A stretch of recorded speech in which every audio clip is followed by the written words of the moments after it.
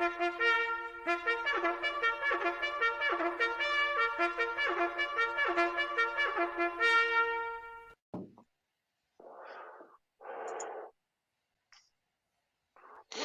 you're running today, not me. No. Oh, that's right. Hello, folks. Sorry about that. I thought it was Steph running, but however, I looked at it again. Thank you for tuning in to another Fermanagh Modelling EC show. In the house today, we've only myself, hello Gary, and we have Steph. Hello, Steph. Yeah. What we're going to be doing today is discussing what Steph's going to go through his tools, what he uses for making models, and also hopefully he might have time, if he can, throw in the wee kit review. Yeah, my fingers are itching to play with that. I know it is. I haven't even opened it. Have a look. I've an itchy something too, you know. Yeah. You don't worry about me, sure you don't. Yeah, precisely. But anyway, that's what we're going to be doing today and carrying on with our builds from the last lot of days. And I'll have to say the one that I am at, I'll explain it later on. Not a very good kit. So, Steph, what are you working on, mate? Well, as you can see, my desk is clear. So is he. Yep, nothing on there. Just like your head.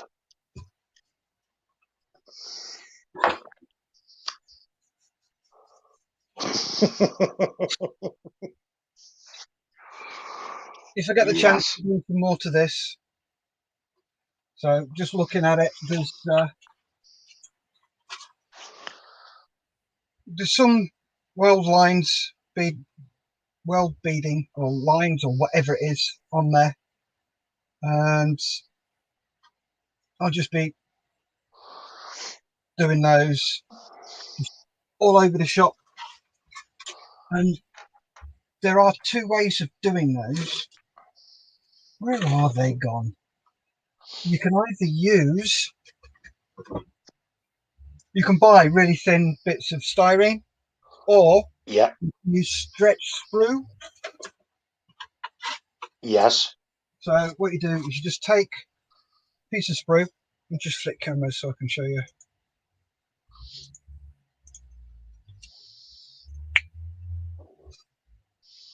Oh, good Lord.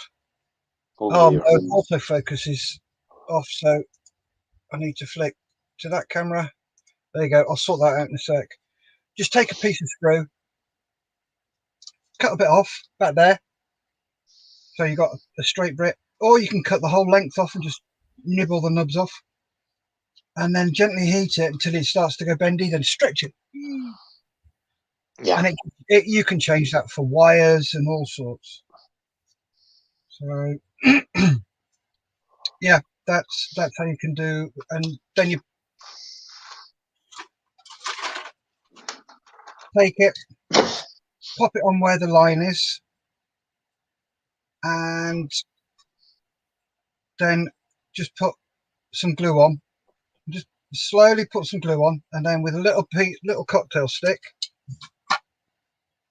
you give it a flat angled like that. Oh, you can't see that. Like that. Yeah. And then use that just to go beep, beep, beep, beep, beep, beep, and make a weld bead. Oh, I've seen actually that done on YouTube. It looks good. Yeah. Who is it? Night Shift does it, but he's got a special tool and he's made out of copper plate. So I've got some copper plate. I might actually have a look at that and make myself a couple. So yeah. So that's what I will hopefully be able to get into at some stage. So do you want to read a couple of comments? Yeah, Jordy Moss. Hi all. Hi Jordy. Hi Jordy. Jordy Moss. Gary Hicks, do you realise the links you are posting for this in the models M4H mess aren't working? Didn't know that now, Jordy. Okay, right. Let me have a look. See. So you carry on telling us what you're doing, Yep. Gary. I'm working on Mini Arts Dingo Scout Car, and I will have to say a very, very hard and complicated, there's it there, a nightmare of a build. It's well over engineered. It reminds me of a dragon kit. The instructions are they're like that, as you can see, and they're not what I would call great instructions. They're actually waffle instructions to work with. Only got that wee bit done there on Thursday and Saturday. As you can see, there's about 1, 2, 3, 4. There's 6 bits in that there, and you're not going to see it because it's all going to be covered over. So it says you can make the hatches stay open. So I might leave the hatches open and the doors open so you can see all the work inside. It is, I'll have to admit, it is a really complicated build.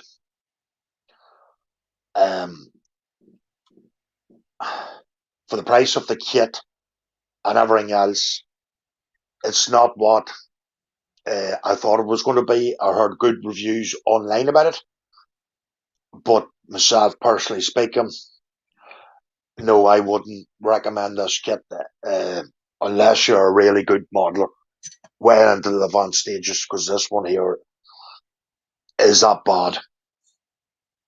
And I think Steph's having problems with his own 1x Mini Art. The screws and stuff like that, they're marked, yeah, A, B, B, or AA. You know what I mean? It's, to me, I don't get their logic on their instructions. So if anybody else has had problems with Mini Art, kits, it'd be great to know. But at the moment, definitely this one here is not great. It's sort of kicking my butt at the moment. But however, you can't get good kits the whole time, I know that. And I'm going to persevere with this one and get it done because of what I thought it would be a great kit, but it's not. That's all I can say on that one. So, okay. If anybody else is having problems with Mini Art stuff, you know what I mean, it would be great to know. Going to read a quick comment here. Jordy Moss, showing as contact not available and have been for about a week. Yeah, I'll answer that one. Geordie, I've just been on there. I'm on Models for Heroes, Modeller's Mess, and you may get here double here. And have been for about a week. Yeah, I'll answer that one. Geordie, I've just been on there. There you go. That is me on the Models for Heroes one, Geordie. Are you a member of the Fermanagh EC? Fermanagh Modelers EC? If you're not, it may be why the content is not available. So if anybody else is having that issue, let us know in the comments and we'll look into that one. But I think it may be that you're not a member of the Fermanagh Modelers, Geordie. But we'll try and get to the bottom of that one. Yeah. Yeah, my Mini Art one. It's going together quite nicely. It's a fairly early one. It's not that over-engineered. My issue with it is the description.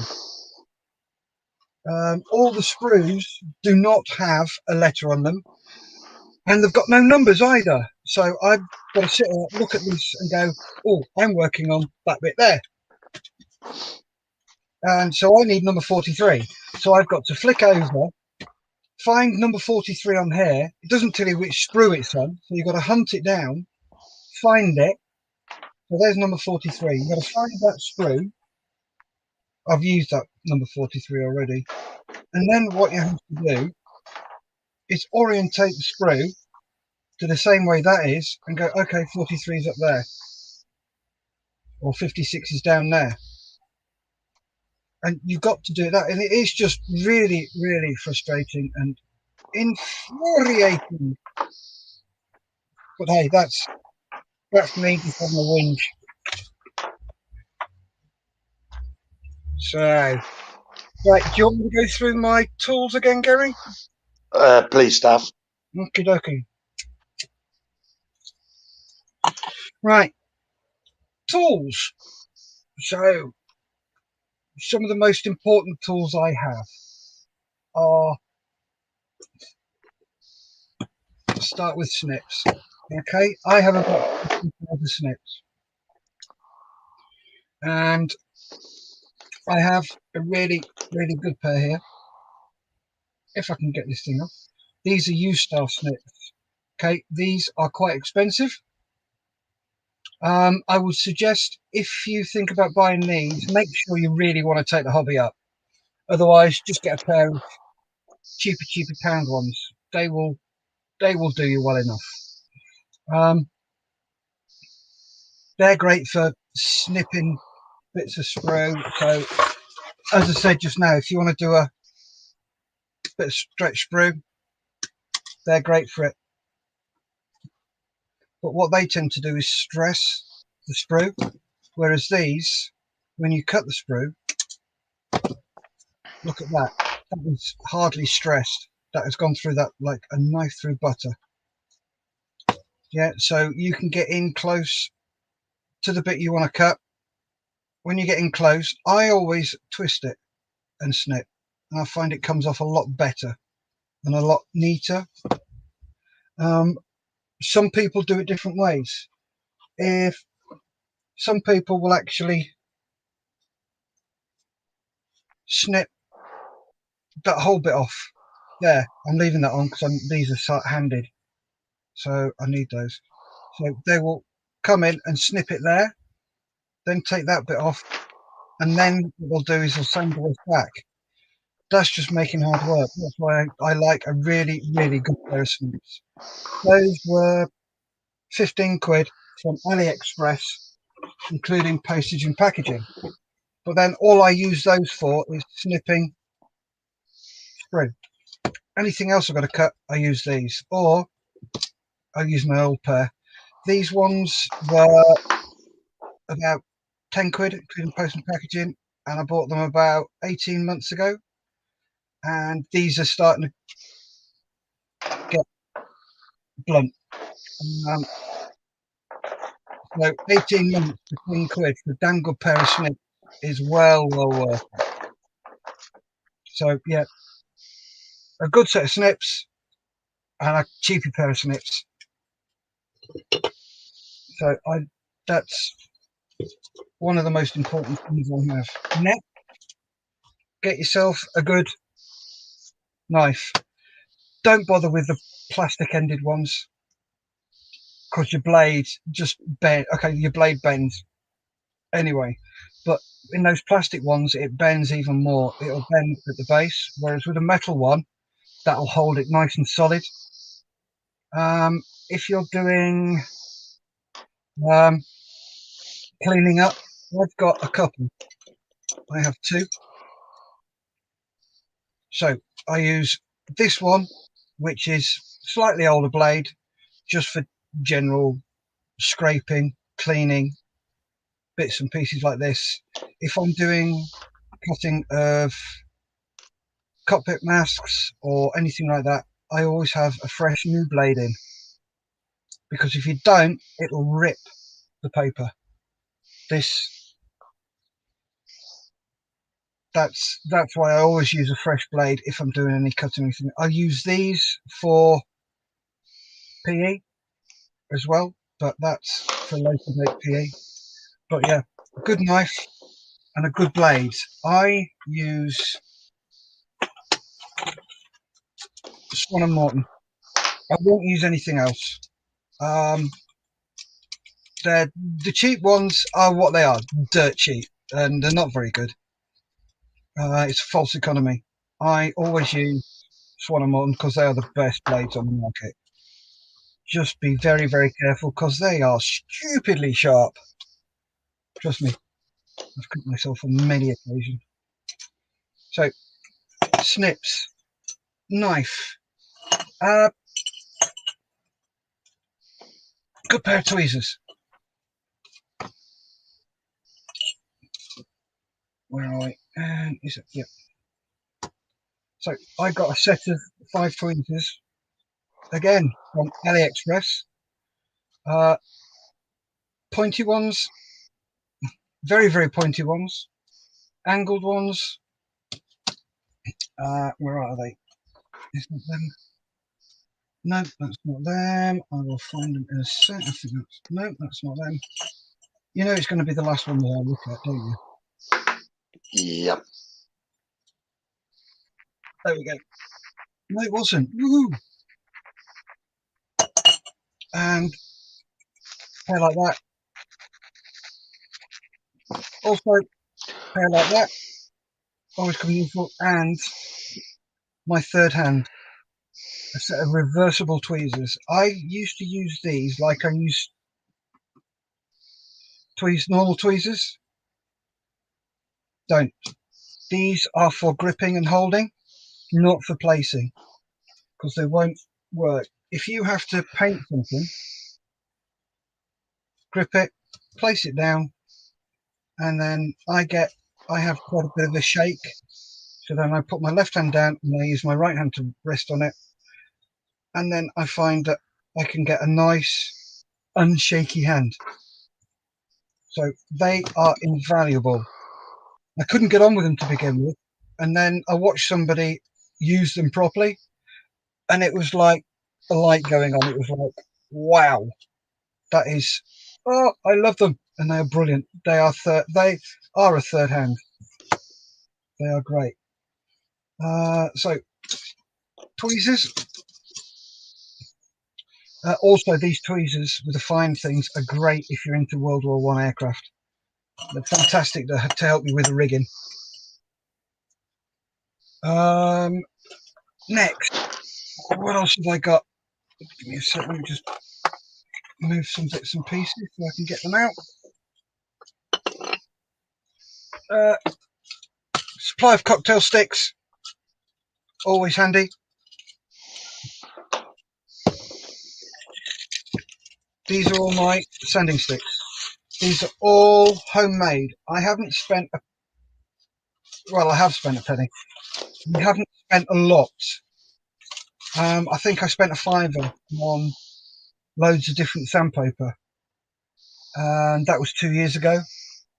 And I haven't spent any more money since then on sanding sticks. Okay, that needs replacing. That's knacked, but that has done me 18 months, 2 years. I could actually get it further by taking a pair of snips,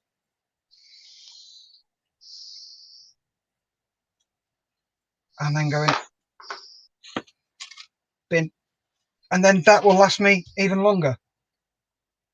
And this is the foam you get from packaging that you get from laptops and stuff like that. Really, really dense foam. This is cushion foam, so it's nice and bendy. Those are great for profile work. Oh, that needs glue back. These are good for profile work as well, especially if you've got to really get in there.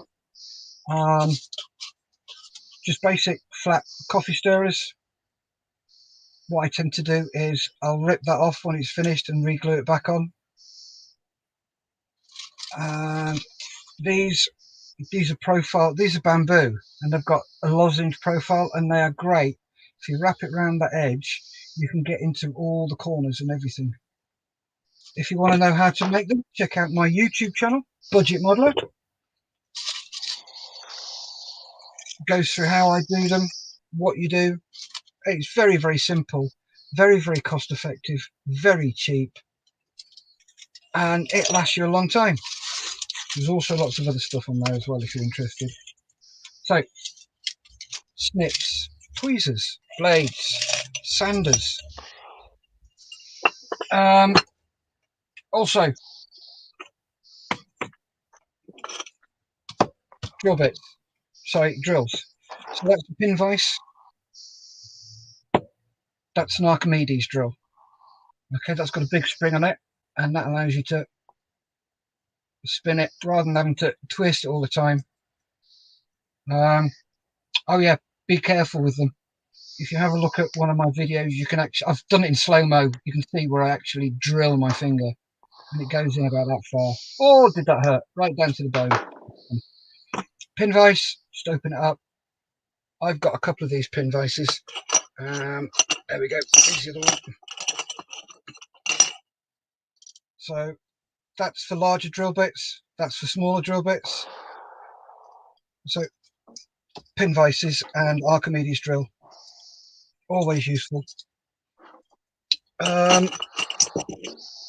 When you get a seam line and you need to do some deburring, one of these is a deburr tool. Just gently scrape it along the seam and it'll pull everything off. If you haven't got one of those, use the back of a, don't use the front, don't use the blade because you'll dig into your model. Use the back at an angle, angle it towards it and just very gently scrape it, and that'll take the seam off. There's that. Decent ruler. I like those. One I have found really useful is a scale ruler. So I've got 1/32, 1/35, 24, 1/12, 1/72, 1/48. They are great as well. They're really useful, especially if you're doing dioramas and stuff. A couple of different pairs of scissors for cutting your decals out. Scissors always useful. Knackered old toothbrush. Pens, pencils. Oh yeah, also a set of metal files. Yeah, even these are great for getting into really tight places as well. But when you use a metal file, just be very gentle. Yeah, what I would do is have a piece of chalk, and what you do is just rub this on the chalk, and what that does, that fills in the gaps, and then very gently over the part you're sanding or filing. So yeah, good set of metal files. Always have those. What I found as well, I use a lot of PE. I haven't started. Here you go. A PE pencil. It's very rubbery, and just pop it on a piece of PE, lift it up, and there's your PE, and then you place it. It's a lot easier using that than it is using tweezers on PE, because you pick them up with your tweezers and you slip slightly and twang, it's gone and you've lost it, and it's really infuriating when that happens. I've got a clear tidy up at some stage, and I'm scared about how many pieces of PE I'm going to find. I'm just going to quickly go through some comments, Gary. Okay, Steph. Geordie said, yes, buddy, I'm a member. I can see it's live now on the Med, but prior to going live, it was content unavailable. Okay. I'll have a look into that. Noel McElfatrick, hi lads. Hi Noel. Hi Noel. Geordie Moss, I resharpen my snips with a file. Yeah, you can do that. I do that sometimes as well, but you've got to be an engineer and know angles and what you're doing with that. So, yeah, that's a good idea, Geordie. Thank you for that. Noel McElfatrick, very interesting stuff. You're welcome, Noel. If you've got any questions for me while I'm going through this, chuck them in the comments. I'm just going through tools today, so that's all I'm going to go through. Okay, so if you don't feel comfortable making your own files, as I've done, you can always pop out, and for 99p get yourself some emery boards, which they come with in different shapes, different sizes, different grades. So they're medium grit boards. Also, these are fantastic. It's a nail file, complete nail file. So just follow the numbers: 1, 2, 3, 4, 5, and then 6, and you'll get a really, really good finish. That was 99p from Lidl's. If you look online, the ones I sent you, Gary, those U-Star ones that I never used. Yeah. How many was there? There was 4, wasn't there? There was ice stuff. There was 4. There was 4, and that cost me a tenner. And I could have got 10 of those.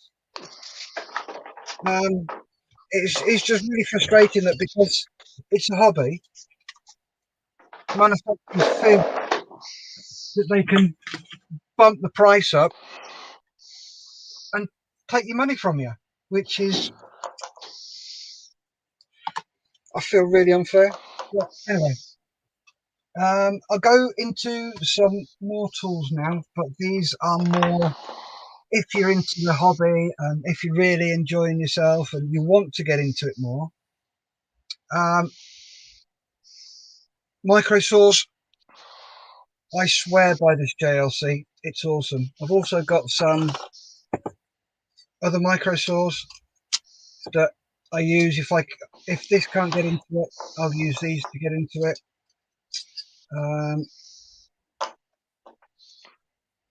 What else? There's all sorts. There's riveting tools and loads of different stuff. Oh, these are always good. Metal brush. Hey, sorry, that was just my paint tray falling off. Right. Metal brush. Yeah, suede brush. These are great for putting wood grain into plastic card and styrene card. They're always a good one.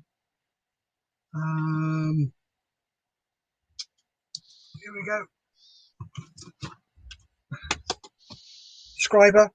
I do like this Tamiya one, but that's the last one I use. I go in a couple of stages.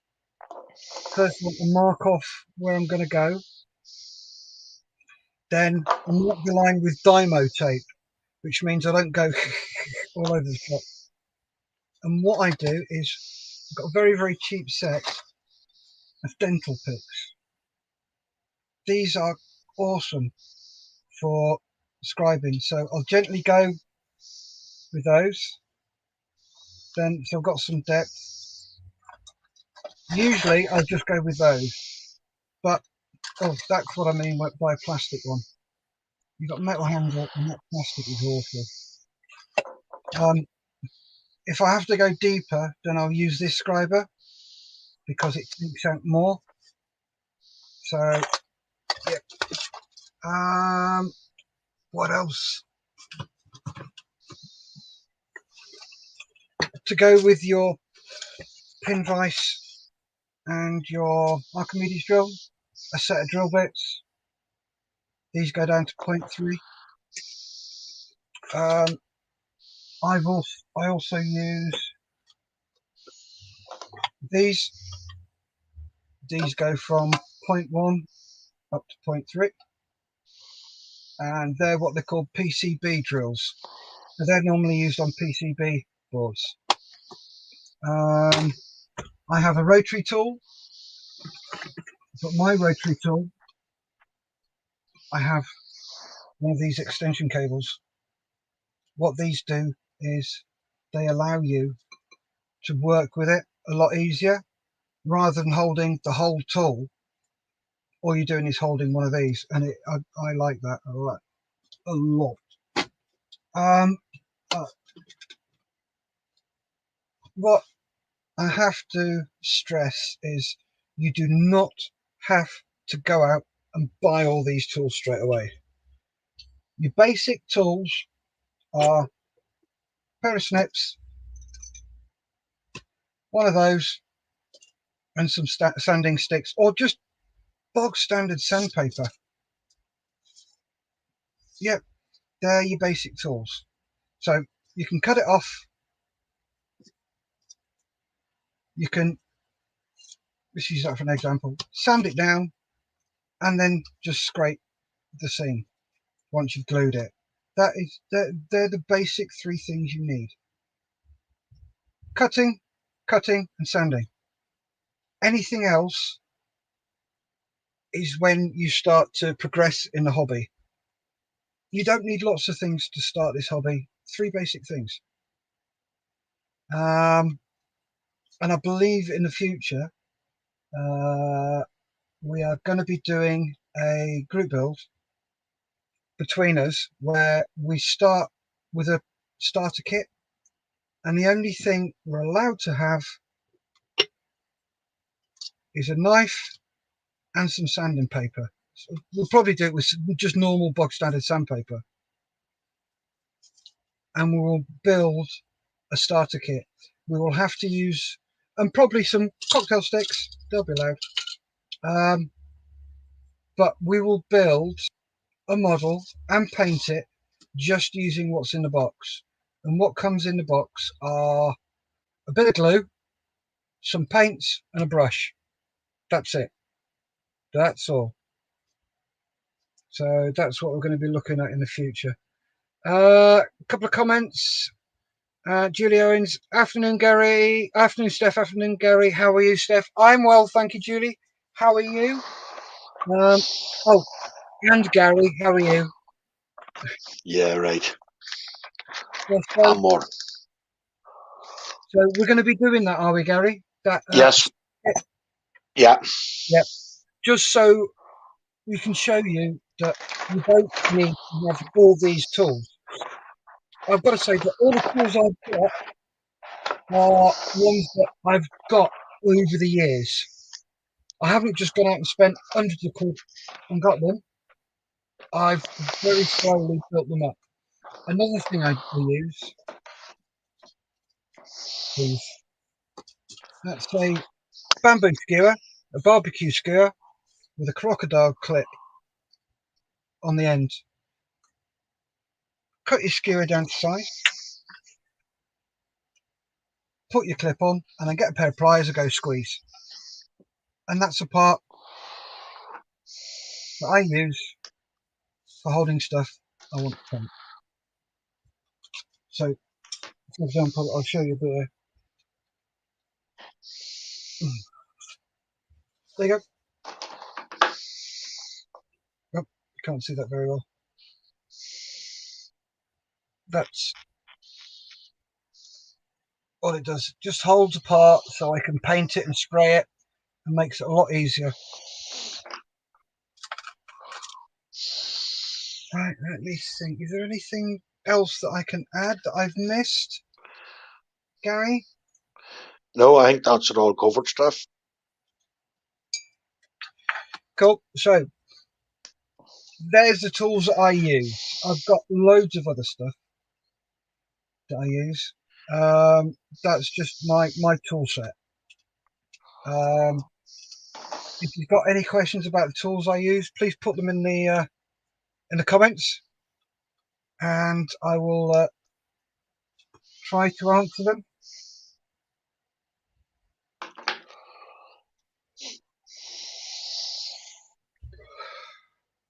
So have you got any questions for me, Gary? No, stuff, I don't.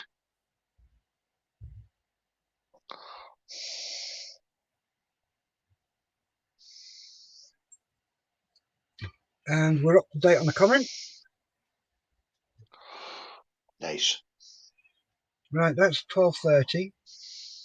Yep. Gotta go straight on with the review of the kit.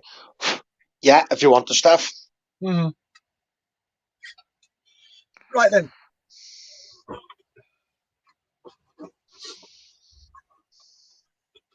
I have got something that Gary is very, very jealous of.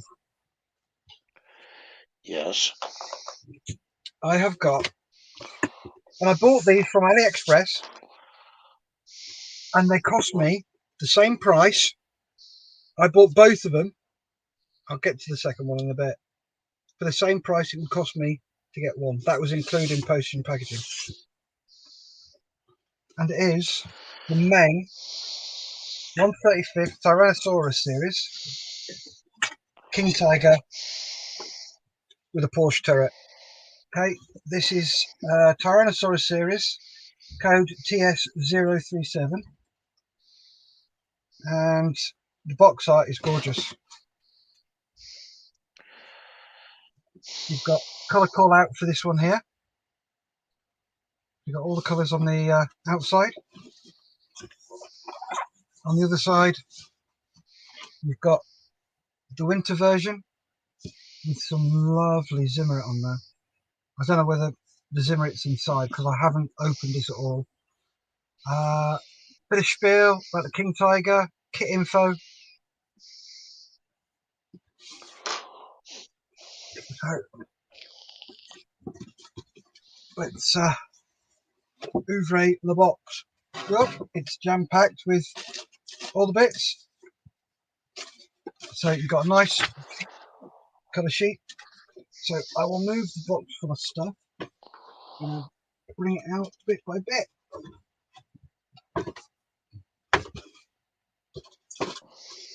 So first off, got the colour call out sheet. So gives you all the colours there.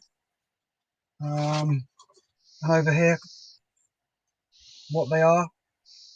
So it gives you the main colours and AK, and then water-based colour one. So what I will do is before I start the kit, I always go through this and write down in my little armour rejection sheet book the colours.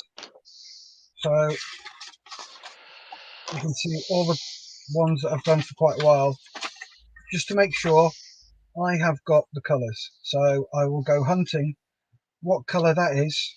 I know that's steel, so then I can write down in here what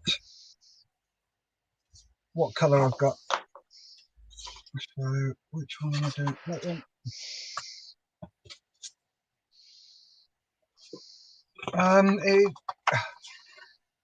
Some of them you get have got the Tamiya or the Humbrol or the Rebel colours. I use a couple of apps on my phone. This one called Model Paints. That's quite a good one. Or Model Colours. That's another good one that I like to use. And I can cross-reference these colours onto what I've got. So the colours you've got are for the Wehrmacht in France, 1944.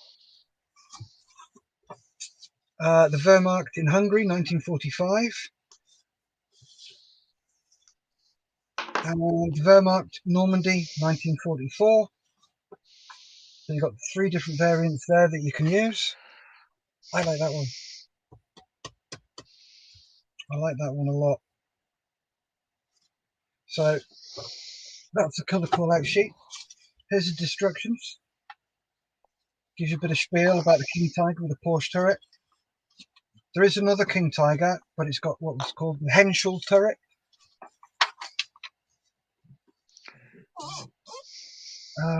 Give me a sec. A couple of comments. Knowles asked, "How many years are you collecting tools?" This time around, about 12 years. I've got all sorts of tools. I've got mini angles, so I can do angles on when I scratch build. I've got all sorts now. So yeah, it's been collected over about 15 years. Simon Veach said, "Afternoon, lads. Model's looking great." We haven't seen mine yet, Simon. So, but thank you. So right, usual warnings, tools. We're trying to sell you your stuff. Sorry, trying to sell you their stuff. Decal application. Okay, so nice and clear. So polycaps taken ideas from Tamiya. I like those. I like the idea of polycaps and the wheels can move.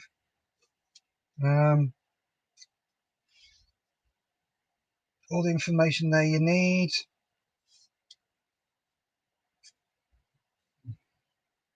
So it's saying if you choose to assemble a movable suspension, don't install parts C3 or C4. So that's C3. I'll take it C4 would go on the other side.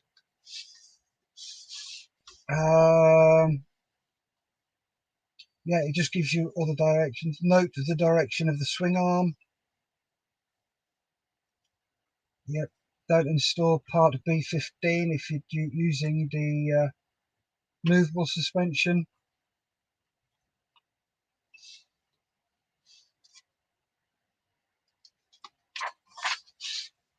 And there you go. So it's really clearly marked what parts are what, where they go, colours, rear hull assembly, and they actually tell you what the parts are. So left exhaust pipe cover, that one, W7.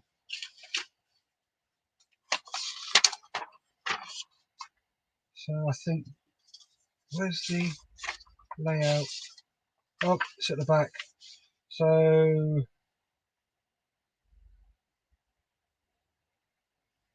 W, so that could be, it's probably the PE threat, which is W. So only small PE threat. So yeah, instructions are pretty clear all the way through.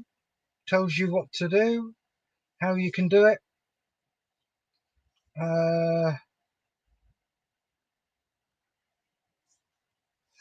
Give me a second.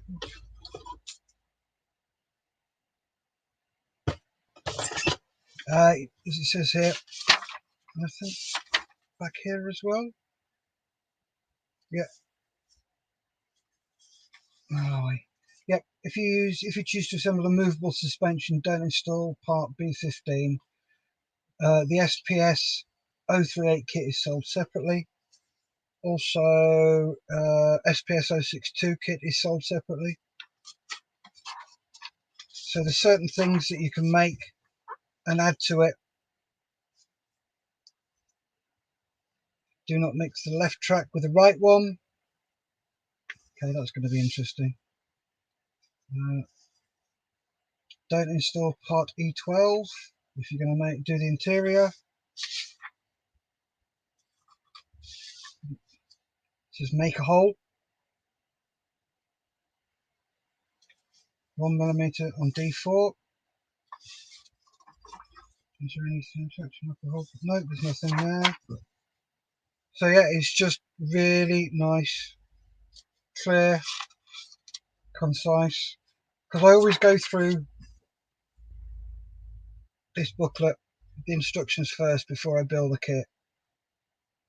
And I just look for things that I think, that's going to be a bit awkward. But if I do it this way, it might help me a bit more.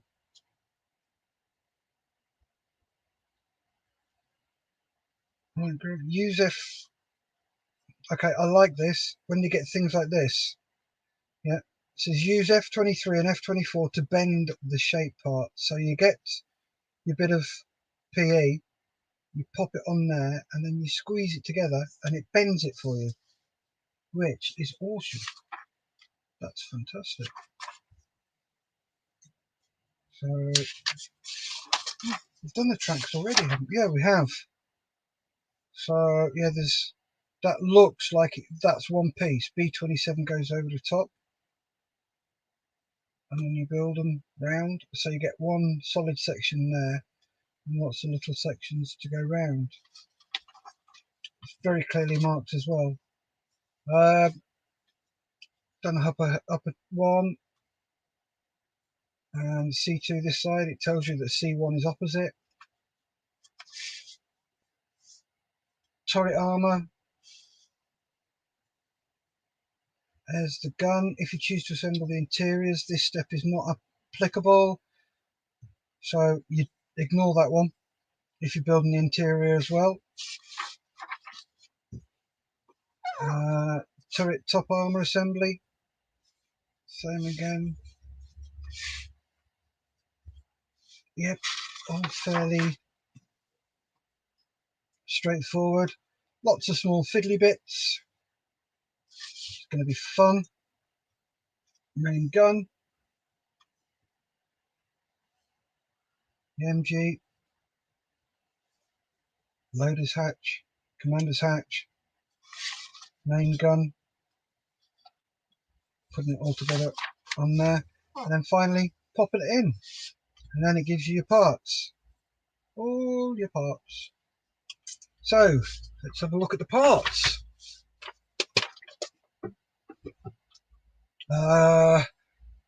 Couple of quick comments. Simon Vetch, would it be hard to get one of them PSNI model Land Rovers online? Good question. I think you can get a Snatch Rover from what's that Scottish company, Gary? Armour. Very funny, Accurate Armour. But that's Accurate Armour. Sorry, Steph. What I was going to say there is, if you're ordering it now, don't expect it anytime soon, because they're not posting stuff out at the moment because of the way the postal service is at the moment. And if you do go to Accurate Armour, you will pay for them. They're not cheap. I think the cheapest one is about £98. And at the moment, Simon, I would say don't get it, because it's all resin, and making resin, as me and Steph knows, is completely different than making plastic kits. You need different tools to work with resin. So I would try Mint London. They do a small one. Try them. Sorry, Steph. No, that's perfectly fine, Gary. No, that's brilliant. Thanks for that. So, right, I'm just going to pop myself onto. There we go. That one there. Right, so this is fret F. As you can see, the bag's still sealed. Normally, the first thing I do when I get a model is I want to have a look. But I've saved this one. Oh no, don't use my decent one. Use this one. Just keep it at the top there.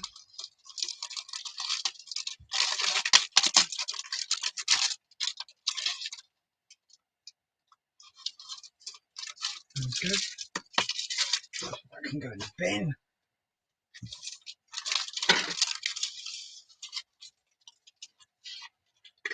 So,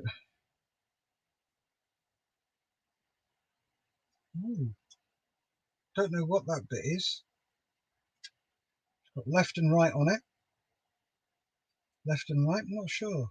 The plastic feels lovely. It's not greasy, but I'll probably still. Oh yeah, there's a bit of grease on it. Yeah, I'm going to have to wash this. But there's a spare part inside there, so that's quite nice. Using all available space. Yep, some really nice detail on there. Yeah, you can feel the casting marks on there.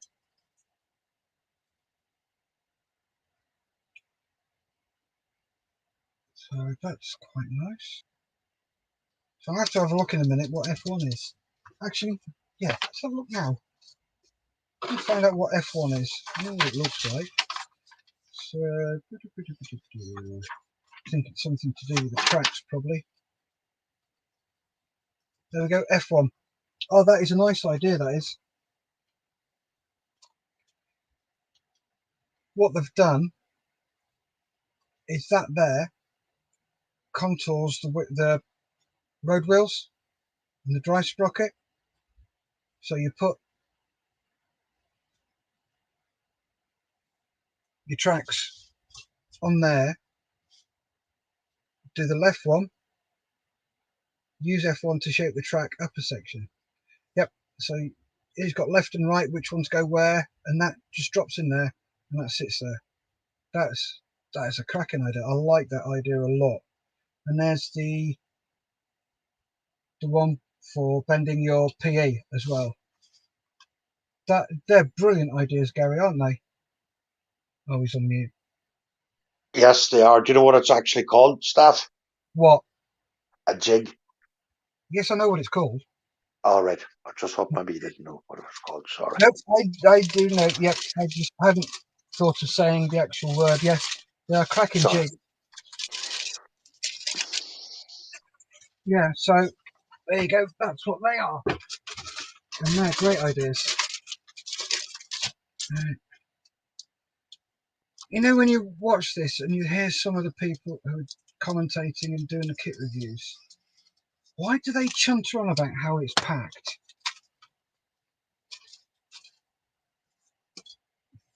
Really don't know. So,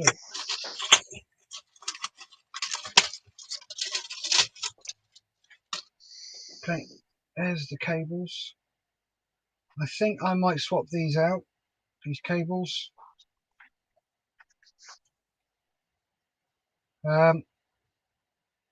I've got some lovely cable that I actually got out of one of those. This is a broken USB cable. Yeah, when you get one, if you feel it's nice and stiff, it's going to have wiring about this size. You just snip both ends off, strip it out, and you've got those. Anyway, yep. Okay, detail looks fine. Casting looks okay. Very, very small bits of flash, but nothing serious. Typical men.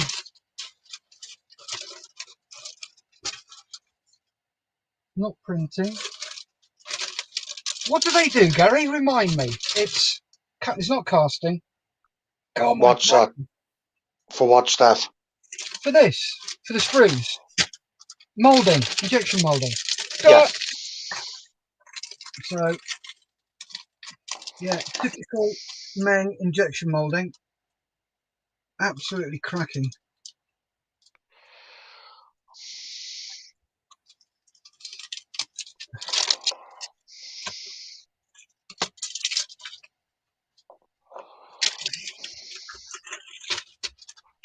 So, yep, again, you probably can't see it, but it's got some really nice casting moulding on there.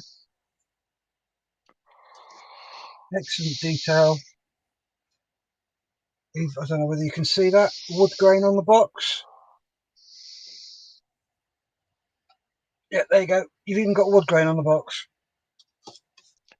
Nice. It really is lovely casting. Lovely mouldings.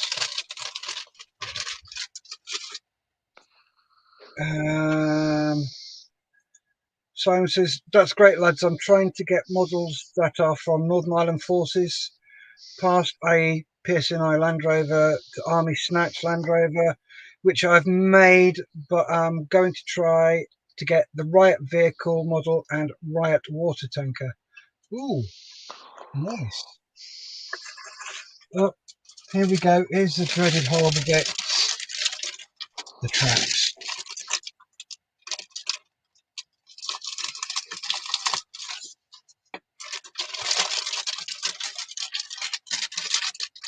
Oh, that's really fun getting that back in the bag. So you've got 1, 2, 3, and 4 exactly the same bits. So there.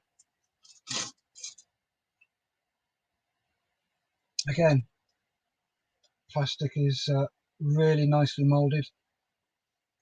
It's very much like ICM plastic. It's very tactile. That's just wrong.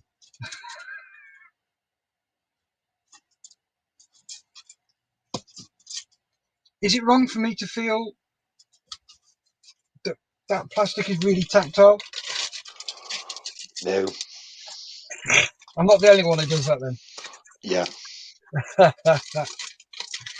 So yeah, again, I do like main models. They are so well made, so well cast. There's some more.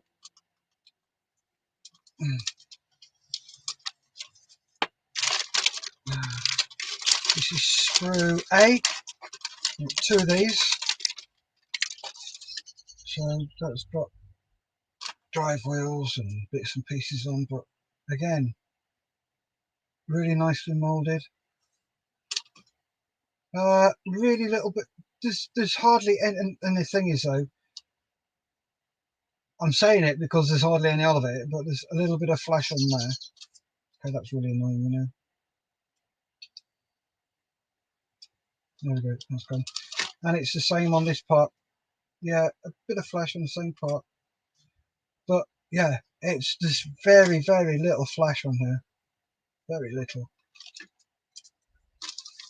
This is going to be a pleasure to build.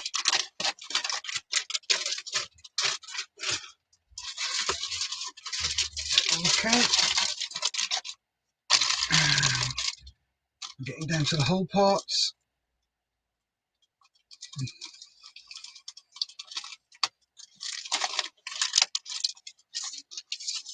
Those bits away. Oh.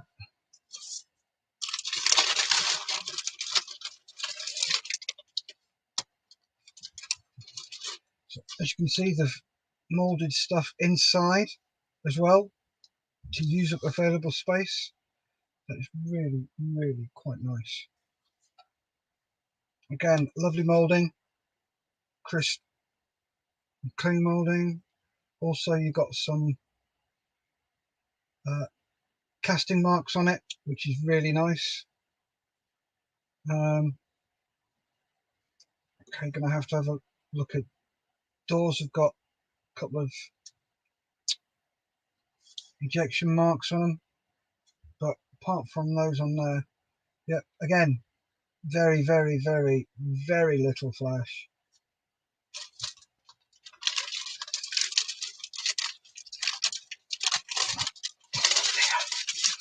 Oh, I shouldn't have looked at this, Gary. Told you. I shouldn't have looked at it. I want to build it. Yeah. So there's the base with the polycaps. Again, I'm not going to take this out because it doesn't need to. Yeah, again, crisp moulding.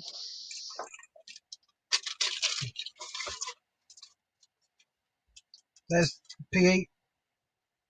Oh, is that done how I think it's done? I'm going to have to open this one because I want to check something. This is. There's your jobbers. Oh, they have. Oh, marvellous. It's backed in sticky tape, Gary. Yeah. I so love Meng. The amount of times that I've cut this off and it's just gone ping. Yeah. Oh, quick one for you guys. If you've got some, when you're working with PE,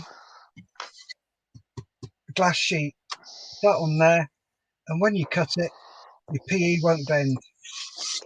There you go. Another quick tip. So I like that because that's one of the things I do now. Never used to with PE. As soon as I get it, first thing I do is put masking tape over the back of it. And also because I'm not using that for the moment, And to save the decals,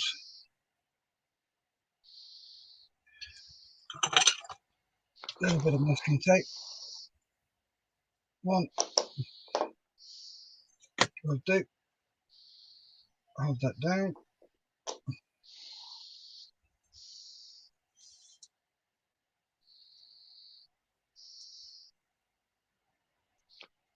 And then bend it over. So you just do that. And then you can cut out the bit you want and then close it back up.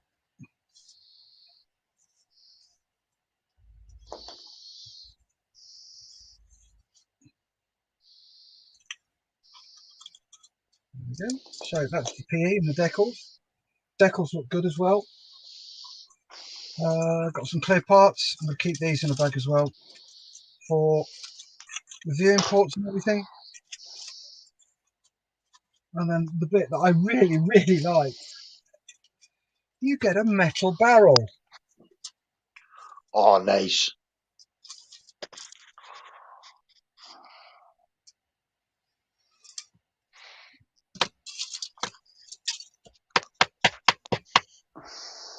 That is lovely.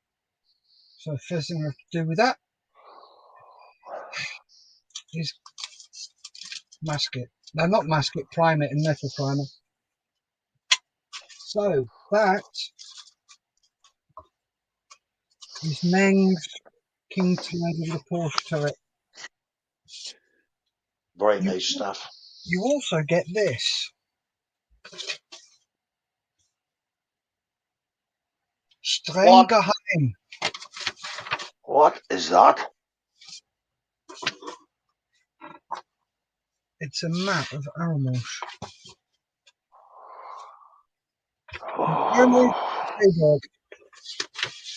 I'm just going to flip cameras because there's no way I'm going to get this underneath my camera.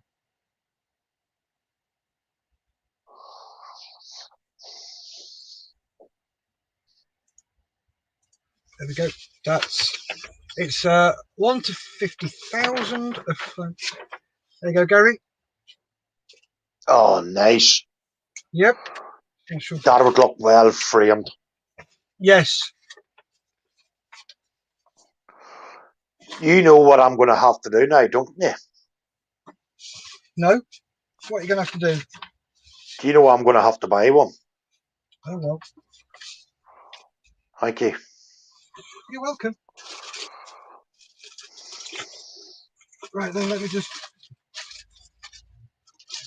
pop this away. Please feel free to chat amongst yourselves. That's very decent of you.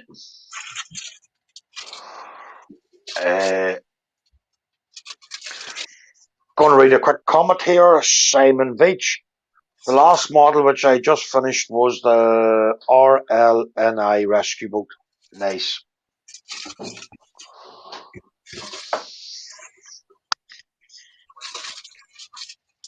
Because this kit I'm working on could be going on the shelf of doom. No, it's not, Gary. You're going to finish it. Yeah. Throw your teddy bear at me. I have one here that I can throw back. Yeah. Right, so that's the first one of 2.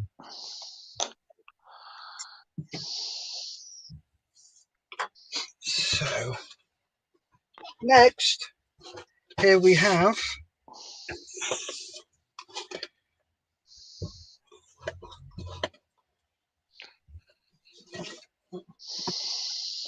let's go back to the top cam.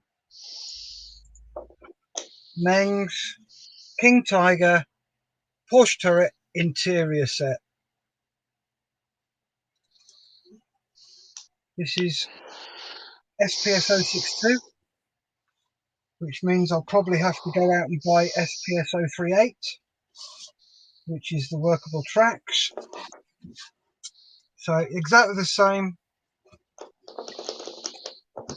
Let me just take the lid off. It gives all the colour call outs on the outside. On the end of the box, same image as there. Box art is pretty good. So it's in association with the Tank Museum. So yeah, there's that one.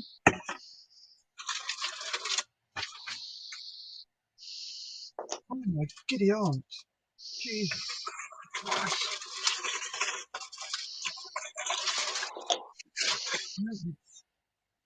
Start with the distractions.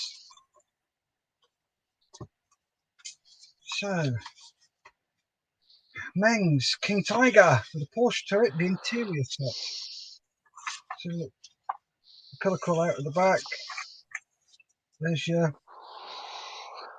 parts. Oh, I'm gonna bloody hate this. Oh, have you never built one like that, Steph? No. Look at all the pegging little tiny decals. I'll show them when I take them out. That, all decals. I hate decals. Do my Sweden. This, I'm going to have, I say I'm going to have, I've got to. I've got to build them both at the same time.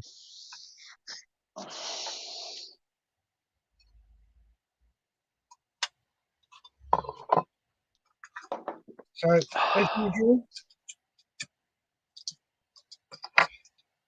all your warnings and tools you're going to need. So here we go. Unmarked parts in step 1 to step 16 and step 19 to step 28 are painted with MC237N33. So N33 is red brown. So luckily I have Axis Tank Interiors. So all those parts I can glue together and then just use my Autotech red primer. So that's easy.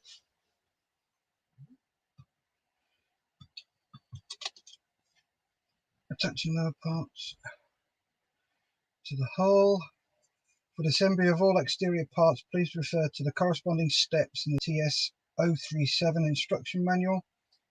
So TS037 is just double checking to make sure I've got the right one. Yep, so suspension.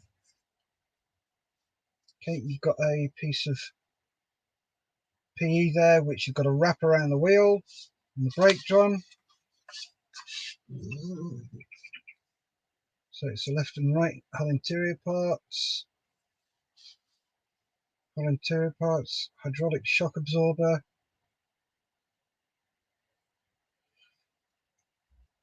With this, what I want to do is have it as an exploded piece. So put little bits of perspex in there, perspex rod to extend it out so you can physically see what is inside the model. So it's going to be huge. So this won't be solid. There'll be no crew in it. It'll just be exploded. So you'll have bits of rod holding different parts up so you can physically see what was there, what went where. So it's got all the radiators, all the hull parts.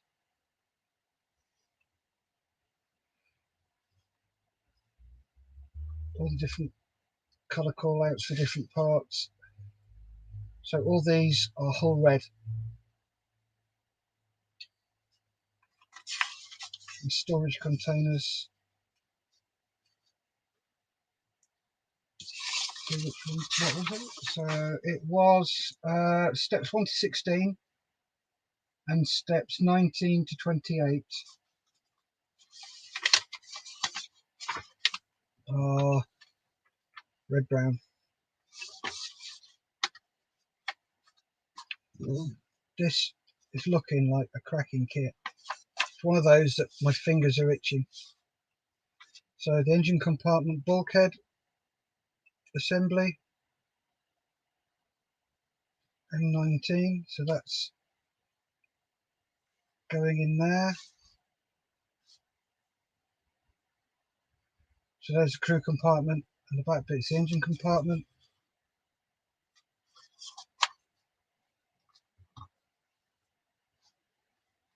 So here's the engine compartment, sidewalls and driver's seat. Oh, this is looking absolutely fantastic. Here's the engine. I do like building engines.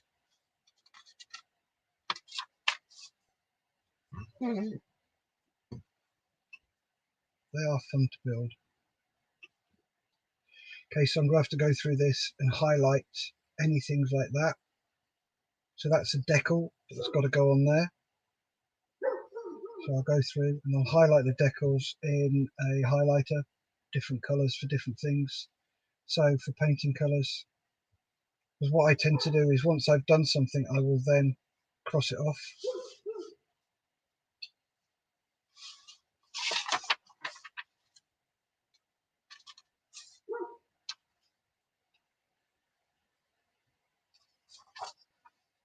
Okay. K2 and K3. What does that check thing mean? It's usually somewhere where there's quite a few of them. Just noticed it. So don't glue this.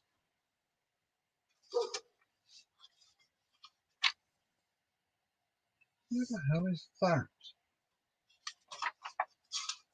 What's that, Steph? Right, you know it's got bend. It normally gives you a call out of what to do. So there is no glue. That's paint.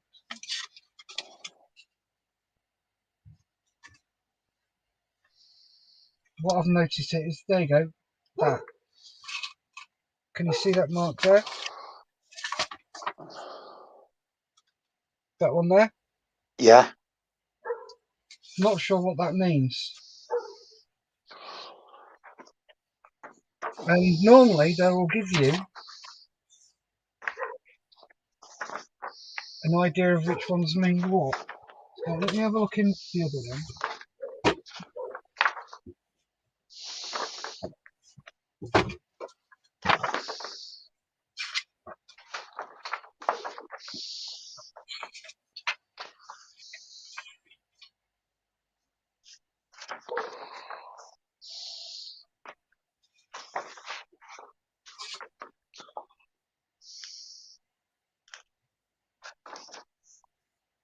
Oh, this doesn't either.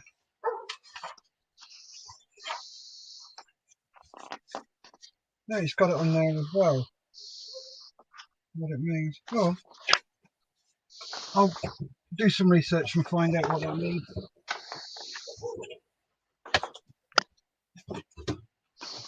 Have you got the tank book, Steph? Which one? That one. No, I don't, mate. See that? I got that off the Tank Museum on Facebook. Yeah. £6, mate. Nice. And it is a very good book, Steph, if you're going into armour, right? Yeah. Sorry for interrupting you, Steph. Sorry. Right. This here, what I would call the book of all books to go to. Yeah, well, we've got a couple of comments. Lewis says, hello all. Hello, Lewis.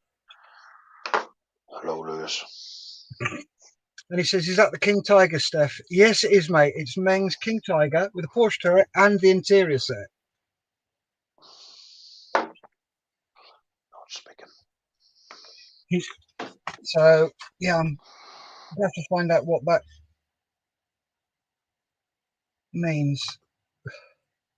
Probably means not to glue it. So look, see what it does. Yeah, it probably means not to glue it so the torsion bars actually work.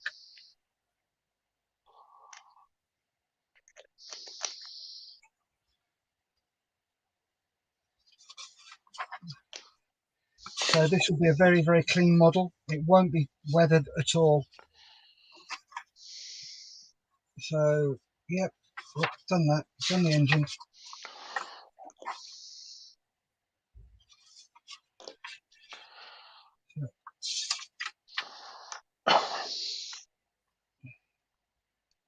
So all the rest of the engine parts going in. Fuel tanks, transmission assembly, and then transmission going in. Drive mech, storage, batteries, floor parts, radio, rear armour, rear hull armour. So here it says unmarked parts in steps 29 to 60 are painted in N11, and N11 is matte white. Oh Lord. Ooh.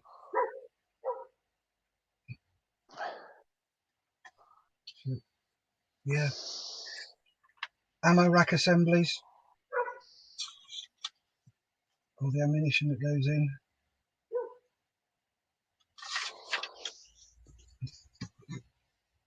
Attaching the ammo racks. Attaching frontal machine guns. Hull. And then whole top armor parts. All the viewports. Okay, it says please refer to step 12 in a TS037 instruction manual. So there's going to be lots of backwards and forwards on this one. Top armour for the driver's assembly. Referring back to the original manual again. And again. Engine covers. Left grille, right grille. Already got those. So turret top interior parts. Turret top interior parts. More bits going in. The turret basket. Turret basket. And again, control systems, seats,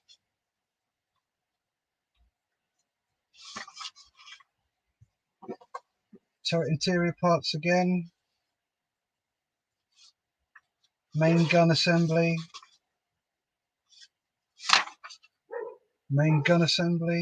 breech. Ooh, get a spring. Boing, said somebody. More bits for the ammo rack. Oh my giddy aunt, I am so gonna enjoy this. Let me give you all your bits and pieces there. Right then, that is the destructions for the King Tiger. Oh, here we go, it's flooding. I was going to be nice to you today, Gary.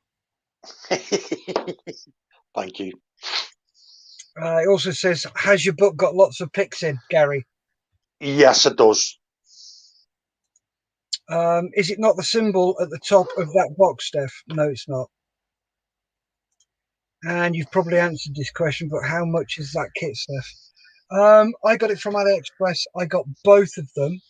So that's the King Tiger itself, which is TS037 from Meng, and the interior set, SPS 062, for the same price it would cost you to buy one of these in this country. It's mad. So if you want the kit numbers, drop us a PM and I'll send you them. So that's the destructions. Now let's have a look at some of the parts. This has got the torsion bar and the rounds.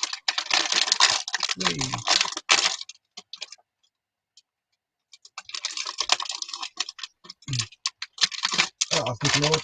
Can't even cut properly. Where's my scissors? See, pair of scissors. Always useful.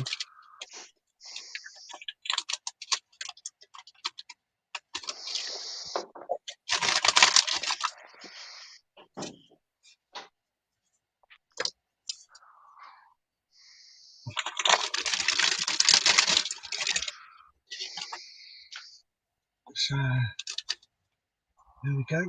They are so well molded. Those rounds look awesome. So this is all the same sprue K. So that's really nice. Really, really nice. Torsion bars, bits of the radio, awesome. Suspension. So there's that. And I think, as I said before, I'm going to have to go and have a look at the movable tracks for this and get those as well.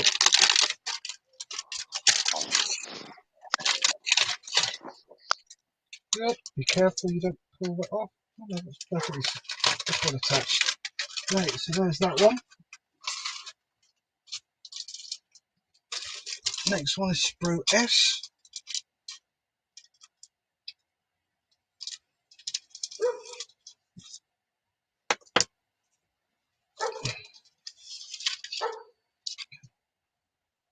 This is part of the hull. Okay, that's got to go on the inside, so they're going to have to come off. As usual, really, really good moulding. Very little to no flash. Okay, it looks like all the extrusion marks are all out the way. We'll find that out when we come to putting it together, how good that is.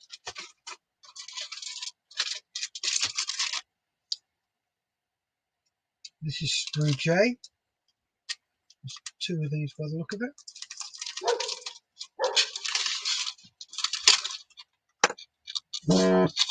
Ah, somebody's talking to me.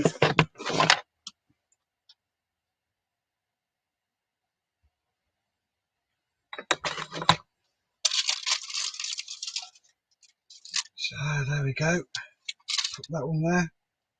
Yet again, all lovely, lovely castings.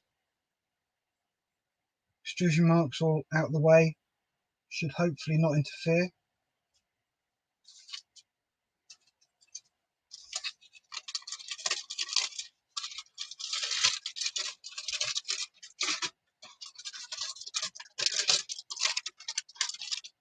And this is sprue Q.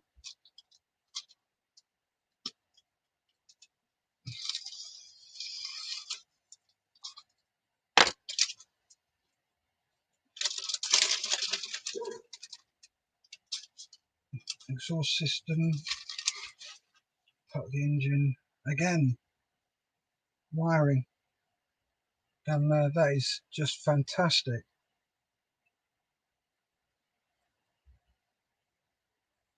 Very, very, very little. In fact, there's no flash on this one.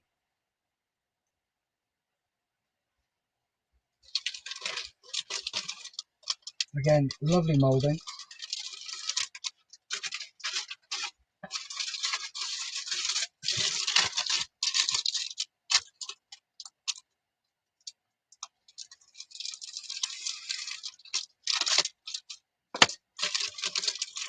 This one is good. Gently, what's tugging that? I'll take that there. Gently out. This is sprue P. I don't know whether you can pick that detail up, but that's the radio. That detail is awesome. Absolutely awesome.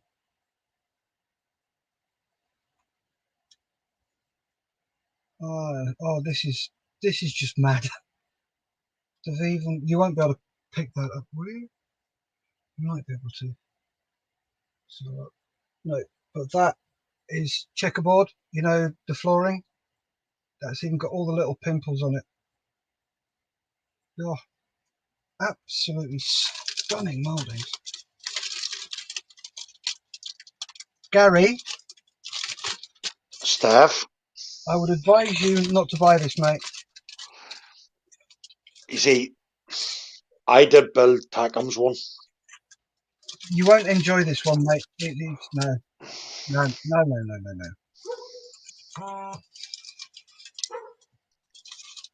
Oh, I know I would. Don't do it. You're dead right, I'll be doing it. Stay out of the light, man. Right, there you go. Oh, the parts are just.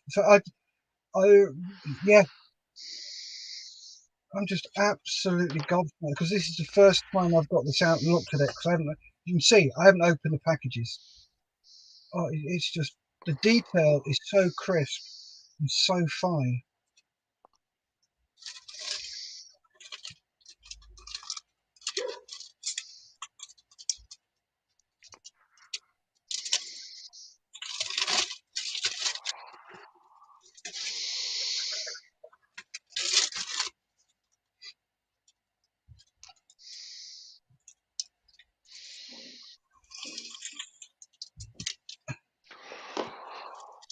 Absolutely love it. Oh, okay.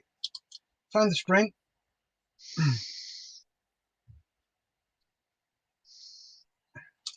Here's your spring. Doink, doink, doink, doink, doink. I'm going to have to find somewhere to put that very, very safe. And then you know what's going to happen when I put it somewhere safe? I will You'll forget forget that. about it. Actually, I think I'll put it back in with a PE.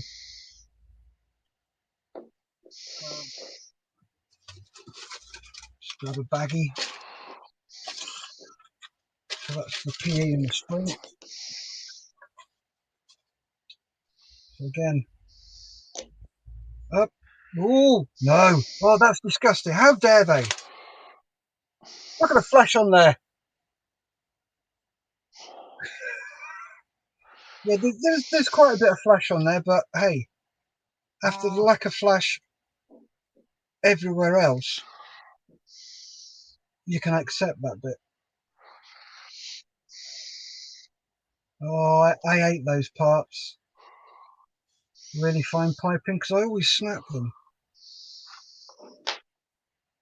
Anyway, again, the cracking detail and the texture on them is awesome. That is sprue L.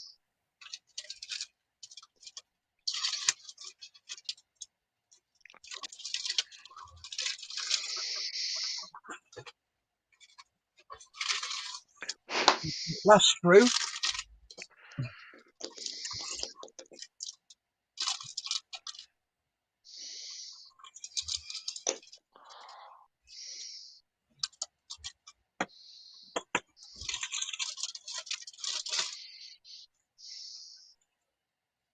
This is sprue N.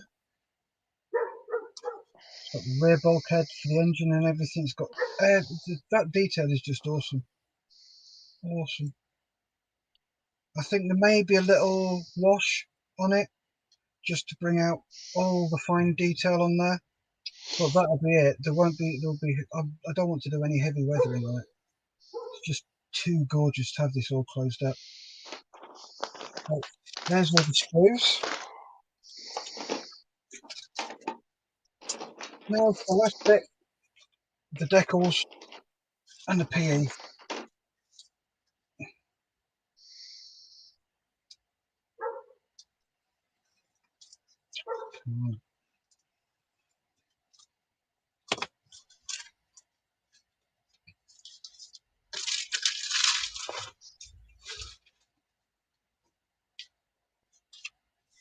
So here's the decals, the PE. Again, it comes fronted and backed with plastic. That is fantastic idea. I love that idea. They've done it on the Fokker triplane, but what they've also done on the triplane one is there are no bits to cut. So all you do is just cut around the plastic bit, peel the plastic off and pop it on. Yeah, lovely detail on that. And here's a bit that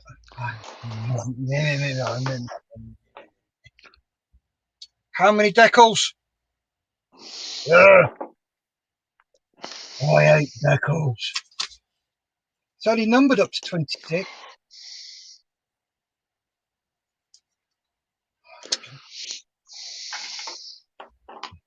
They are not going to be fun to do. So I do my usual trick.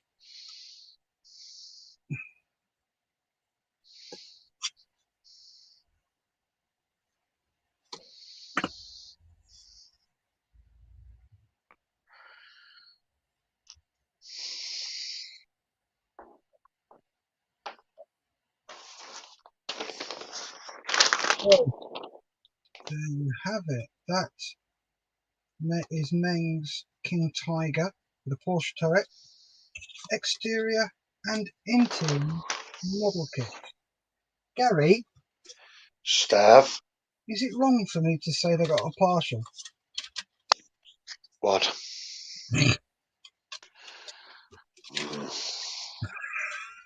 I'll take that as a yes then.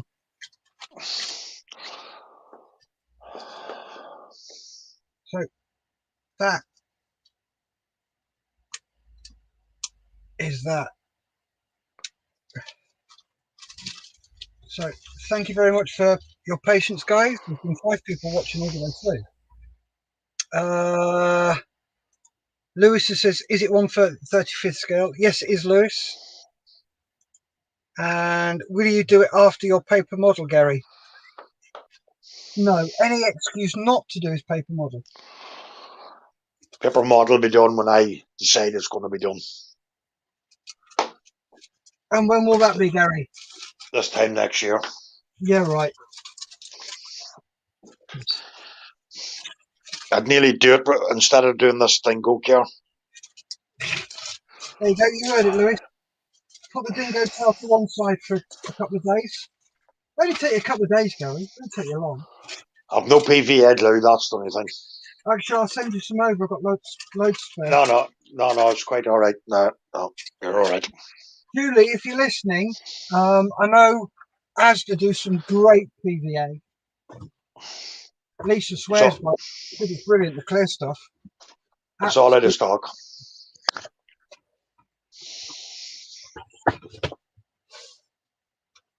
Right, do you mind if I do some modelling now, Gary?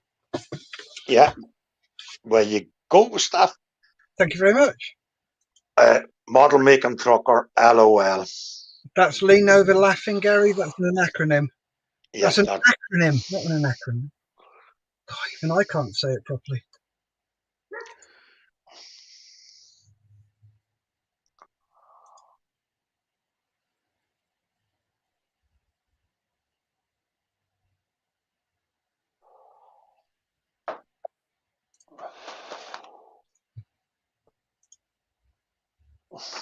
Model making trucker. He said on the last show he will do paper model after the dingo gear on broken beige dial.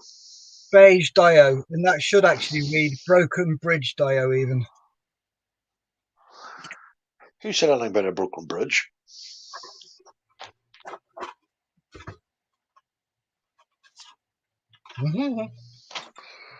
As I said, anything's bound to be better than this. Oh. Easy, just get it done, get it built, get it painted, get it out the way.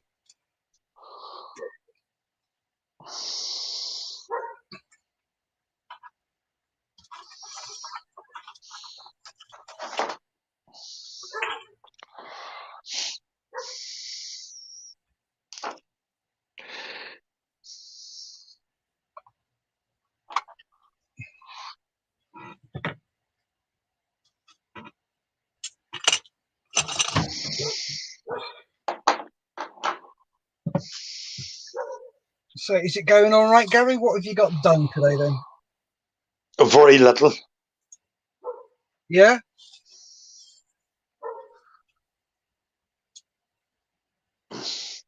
Just got a wee bit more of the interior of them. Okay. I have a few bits to go for priming this afternoon.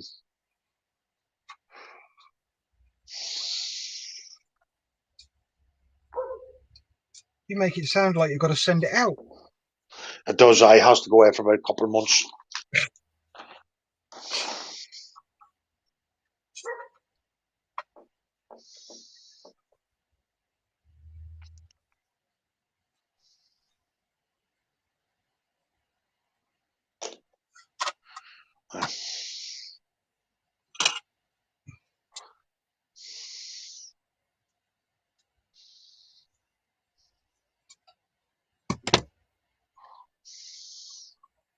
So what are you doing this afternoon, mate, when we're finished? Anything interesting? But no, as I said, I'm trying to get these few things primed this afternoon. Right. And I might try to order something. What would that be? I don't know yet, haven't made up my mind.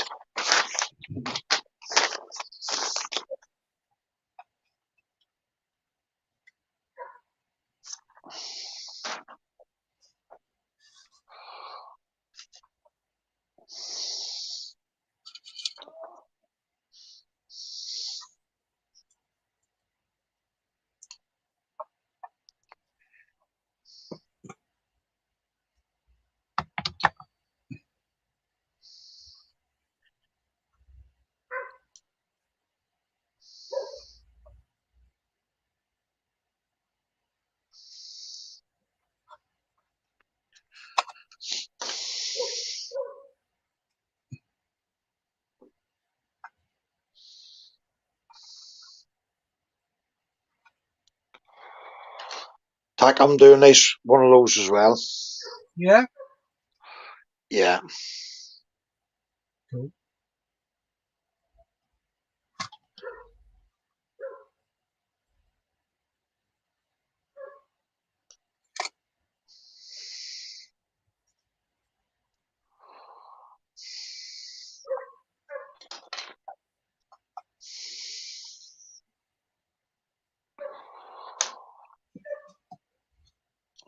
But it's not cheap, that one, but made by Tackham.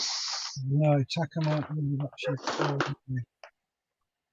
I think it's retailing for £110. Ow! I should know because I built one. You built one or you bought one? No, I built one a couple of years ago, but something happened to it, and I wouldn't mind getting another one. Yeah. To do it again.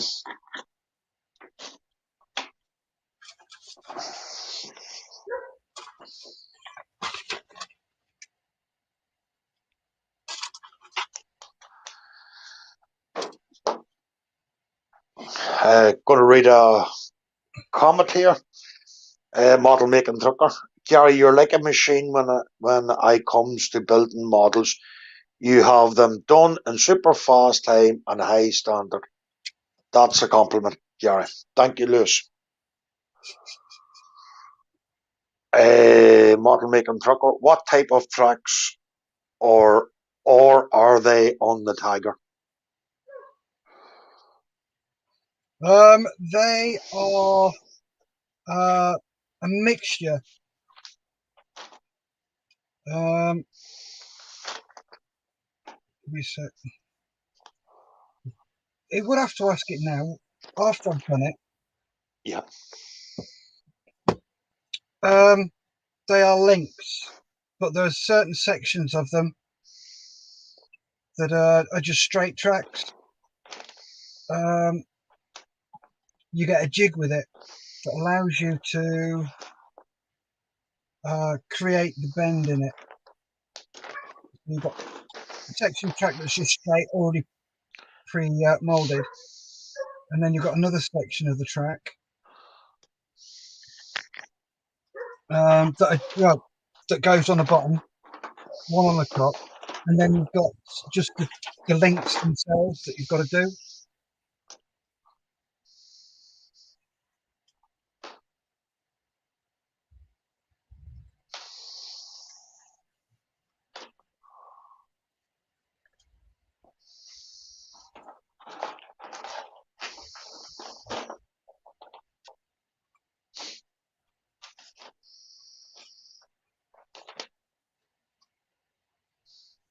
Going to read a comment here. Model making trucker. I'm sorry, Steph.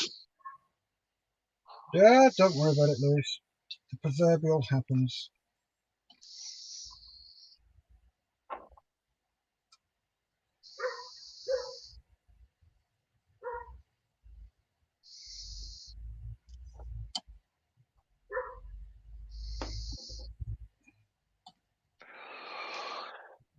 One thing I'll warn you, Steph, before you start it. What? Do you see when it comes to putting the engine in? Yeah. You need to be spot on. Ah, no, I don't. Why? I've already told you why. Oh, why, that's right. Yeah, forgot about that, sorry. I'm doing the exploded view.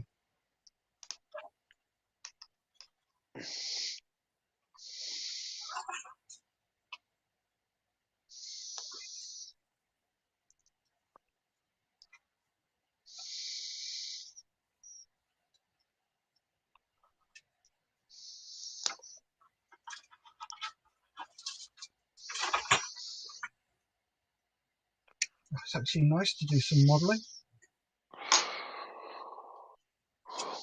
I'll be honest with you, Gary, my throat is sore.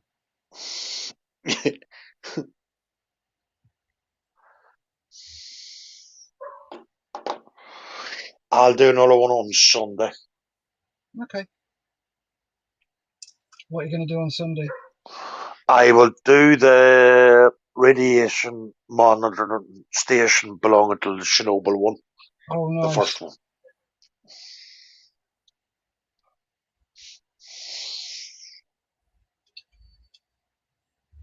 Looking forward to that one. And it's still all in its wrapping. I haven't even opened it. No, well, you saw that one.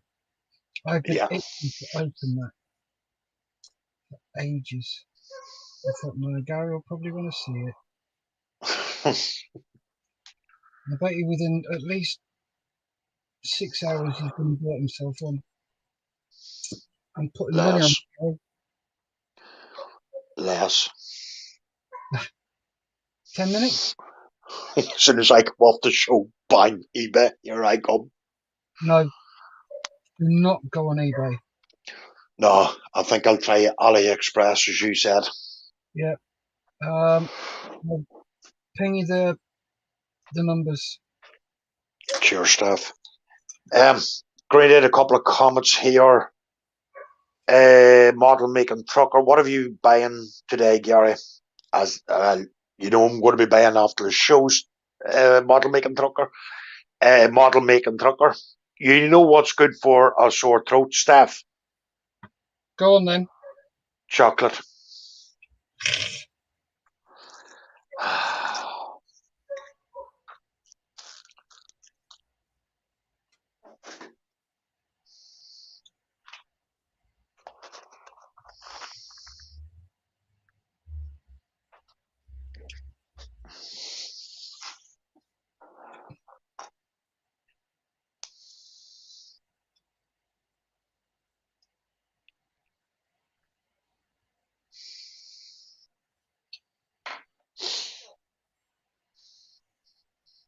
Well, as soon as you ask me, Gary, what I'm doing Sorry. this time, just like I asked you.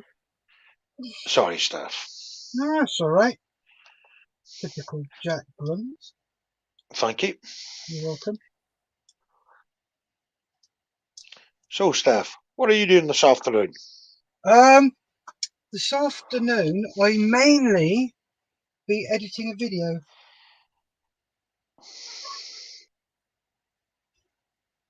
You'll like it, Lewis. Gary gets a mention.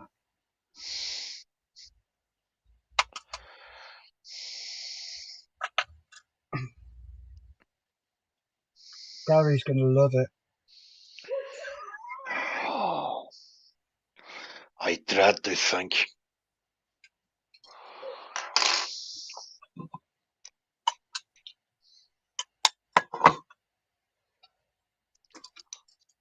Right, another 15 minutes, mate. Yeah.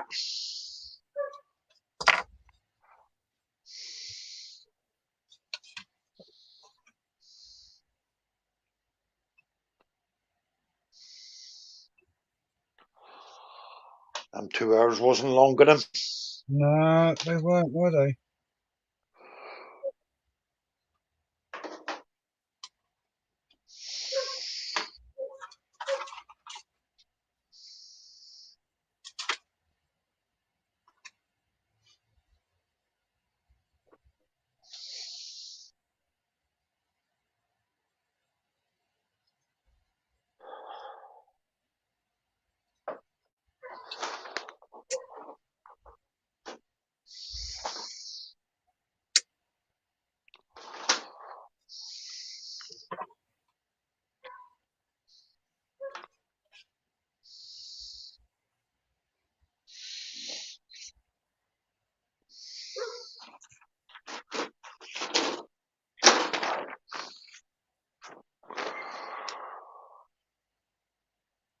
Going to read a comment here. Model making trucker. Hopefully my new model turns up today. Ooh. Yes, fellas.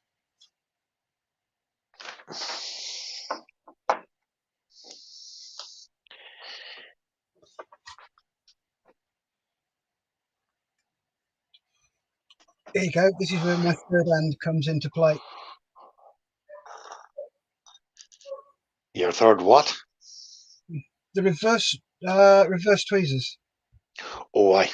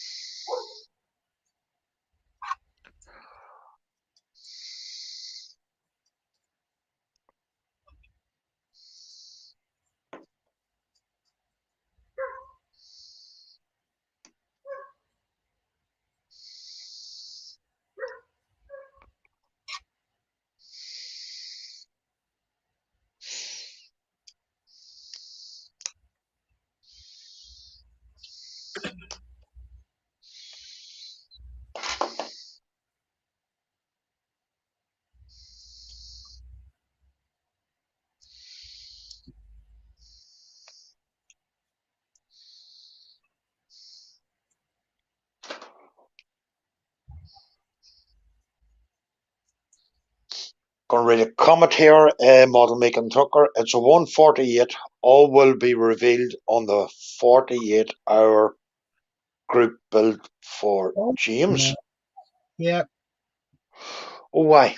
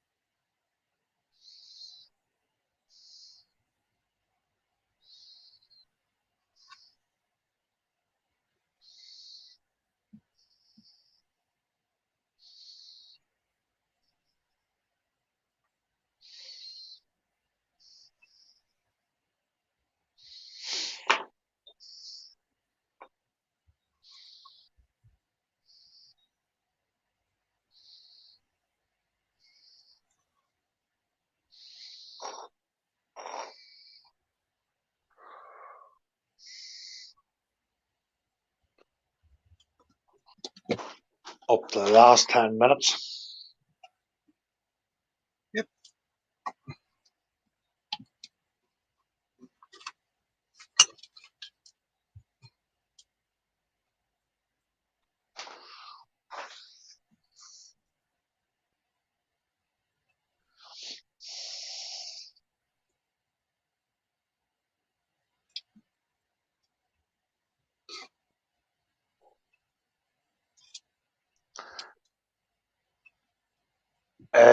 Going to read a comment here. Model making trucker.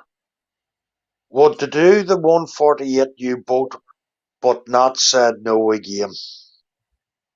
Hey? He wanted to do a U-boat in 148 scale, but not said no again. That'd be huge. Mm-hmm.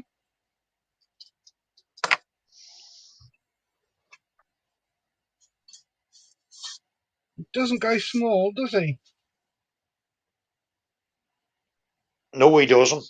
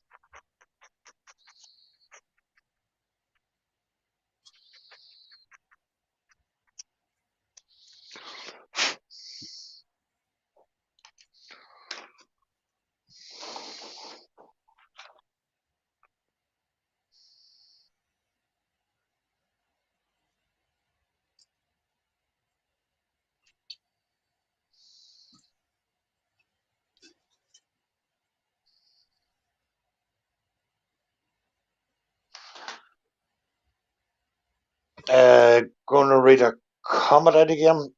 I'm overcompensating. Apparently, Apparently, so Nat says anyway.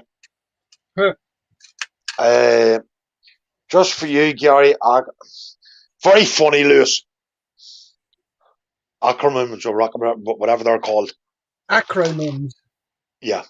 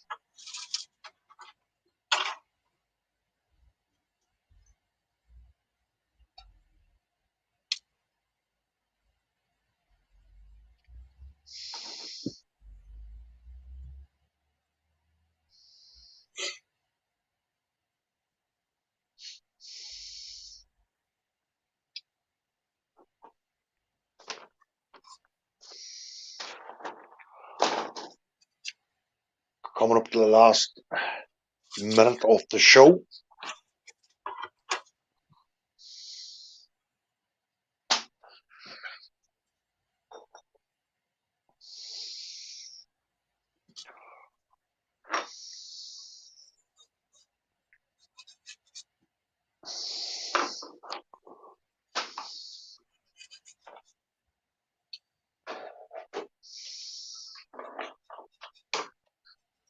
So, folks, we're coming up now to our 2-hour session. We will be back on Thursday evening from 7 to about 8.